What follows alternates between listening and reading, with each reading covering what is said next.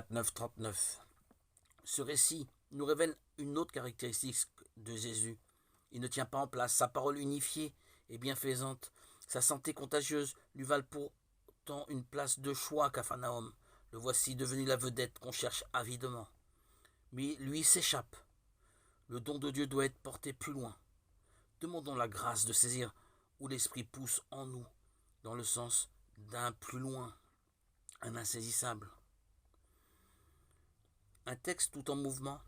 Jésus et ses disciples sortent entre un moment chez la belle-mère de Pierre, puis toute la ville vient vers eux, avant que Jésus ne s'en aille dans les lieux divers pour prier, mais aussi pour sortir toujours à nouveau vers d'autres endroits.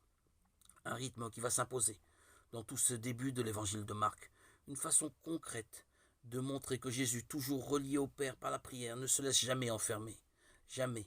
Il ne s'en tient là toujours aspiré par ceux qui l'attendent ailleurs, insaisissable. Et déjà, un exemple pour ceux qui voudront le suivre, ils sont toujours appelés à aller plus loin, vers ceux qui souffrent, vers ceux qui n'ont pas encore entendu annoncer la bonne nouvelle d'un amour qui n'a pas de frontières ni de limites. Marc 1, 40-45. Par compassion, Jésus guérit le lépreux. En faisant ainsi, il se charge d'une impureté si l'homme parle de leur contact avant d'être déclaré guéri. Jésus le rudoie pour qu'il en soit bien conscient. Mais sa proclamation condamne. Jésus a demeuré un temps à l'écart. Marc anticipe ici la passion de celui qui sera jeté et tué hors de Jérusalem, chargé des maux de tous, mais devenant pour tous source de vie.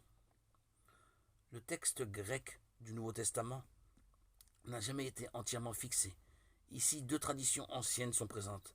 La tradition liturgique a retenu une expression très forte de la compassion. Jésus fut pris aux entrailles.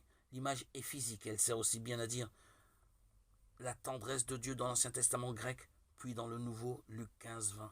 Une autre tradition manuscrite porte un verbe différent. Jésus fut pris de colère. Faut-il s'en étonner ou comprendre au contraire que s'exprime ainsi la répulsion violente que Jésus éprouve devant le mal qui détruit l'être humain et l'exclut de la société.